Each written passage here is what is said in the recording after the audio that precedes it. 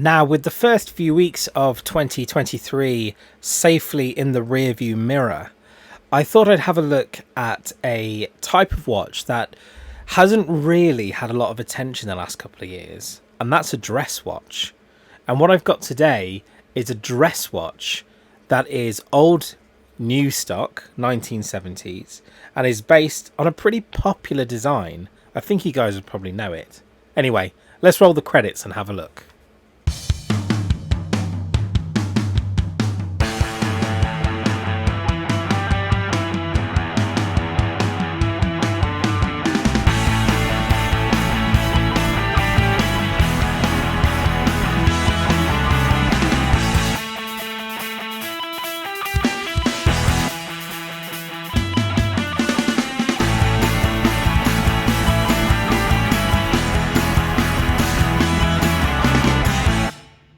Hello everyone, welcome back to the Vintage Warlock channel. I hope that you are all safe and well. And today we're going to be having a look at a vintage watch. This is a true vintage watch from the 1970s, and it's based on a very popular design that was made famous by Cartier, or Cartier, depending on how you pronounce it. This is a brand called Catena, and they did very similar styles of tank watches, and I've been interested in them for a while now, so I thought I would pick one up before Christmas and have a look at it and give you my honest opinion. Now, before we jump into the meat and potatoes of this review today, I want to say a big thank you to Mikolos at Retro Watches. I've linked to his website and to his eBay store in the description below. If you are looking for a vintage watch, have a look on there. This isn't a paid endorsement at all. He just did me a very good deal on this Catena watch and a matching one for my wife as well as a sort of Christmas present. So yeah, My Retro Watches, link in the description below. So from the research I've tried to do on Catena watches, I found some interesting things about them. First of all, it is of course a Swiss made watch. These resemble, the tank watches themselves resemble World War One tanks, which is why they have been called tank watches. And of course the design has been made famous by Cartier, or Cartier, depending on how you pronounce it. So interestingly enough, the Catena tank watches so strongly resembled Cartier watches that people used to buy them in the 1970s and use them as fake Cartier. So they would take the face out of the Catena watch and put a Cartier face on it, or change the lettering and have it as a Cartier watch, which is interesting because it used most of the same things. So this is a mechanical movement. It has a 17 jewel ETA manual movement. I think it's the ETA 2512. Obviously you've got the classic numerals around the watch, as you would do with this style, the tank style of watch. The case itself is stainless steel on the back. I believe it's some sort of plastic over the front. You have got acrylic crystal covering the dial as well. Again, as you know, I prefer acrylic crystal to mineral. Obviously a lot of vintage watches will be using acrylic crystal because that's what they used back then, and obviously at the top of that list for me is obviously the sapphire crystal. Has always been my favorite, but that's a bit different because I didn't come until a little later. Obviously it's a 18 carat, and this one is white gold plated, and it is 35 millimeters lug to lug with a 26 millimeter case size, and it's about 8 millimeters thick. If I'm honest, usually I would poo-poo the idea of a 26 millimeter men's dress watch.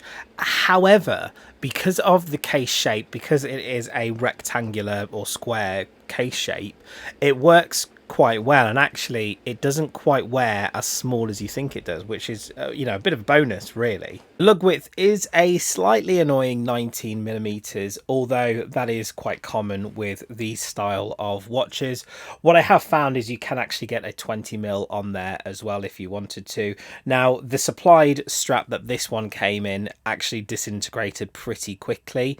It was pretty old, as you would expect it to be. If you remember with my Smith's watch review, the original band with that also disintegrated within a couple of days of me having that one, so I'm no stranger to that. So I ordered a couple of aftermarket straps to put on this watch.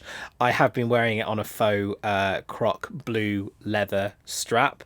I've also been wearing it on a black leather strap, and I've also bought a sort of a mesh style 19mm strap as well, all of which look good on the watch, and I've actually been swapping over between the three of them since then. Lovers of accuracy won't be too happy here, because this watch has no seconds hand, it just has an hour and a minute hand, but this is a dress watch, and I don't think dress watches are meant to be that accurate. This watch does look good, as I mentioned before, on a number of straps, and 2023, I think people are now starting to try and do more things in terms of group. You saw that in 2022. There was still a bit of trepidation in 2021, obviously following COVID.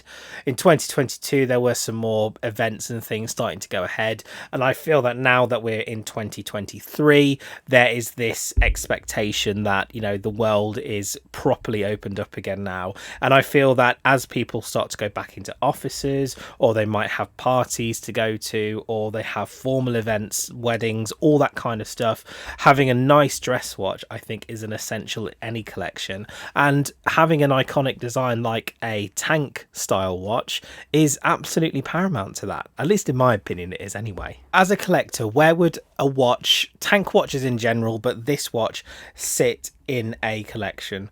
Well, for me it is a formal watch. It's probably one that I would wear dressed up.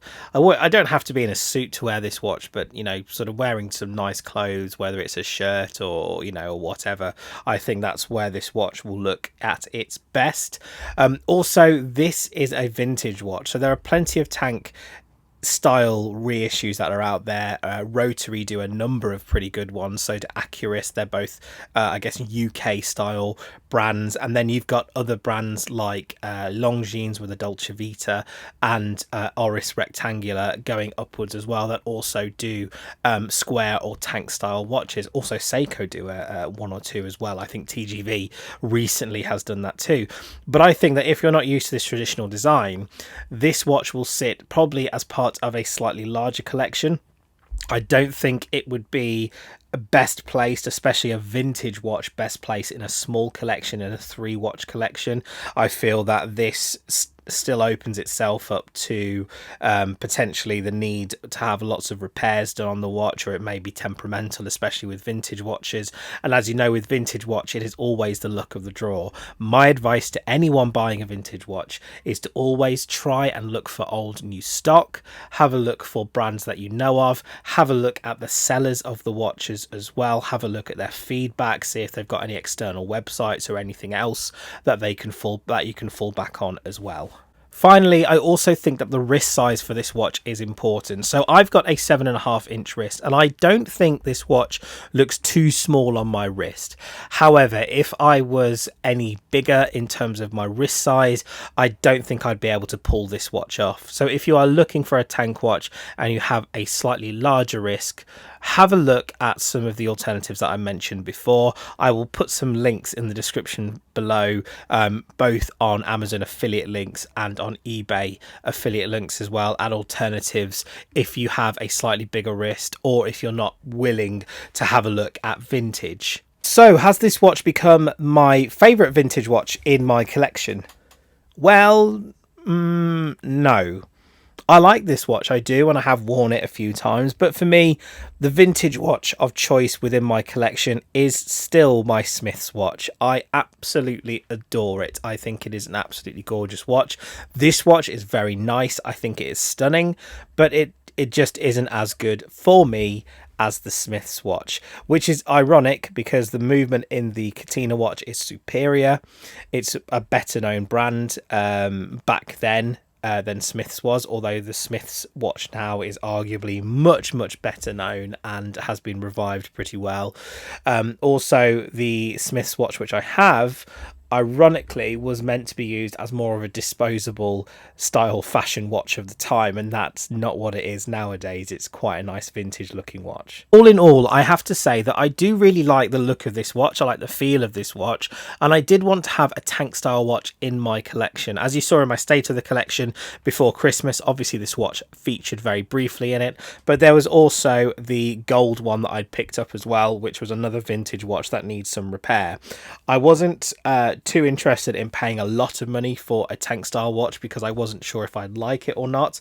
These watches are still pretty well priced. This watch cost me just under £240 or so to get this watch. Say what that as you will, you know, most people will comment underneath saying, Chris, you could have got a brand new watch with better specs for that money as well. But I wanted something more vintage, and I wanted to pick up something interesting to look at and review in the new year. But guys, what do you think of this watch? Have you had any looks at Catena watches? Have you done any research on them? I just still don't know a lot about this brand, so if you know anything about Catena watches themselves, please leave that in the comments below. Don't forget to like, share and subscribe to this channel. I've got more videos coming out this year. 2023 is going to be the year that I use the words consistency and video uploads in the same sentence. But guys, thank you very much. Take care of yourselves, and I will see you all in a future video.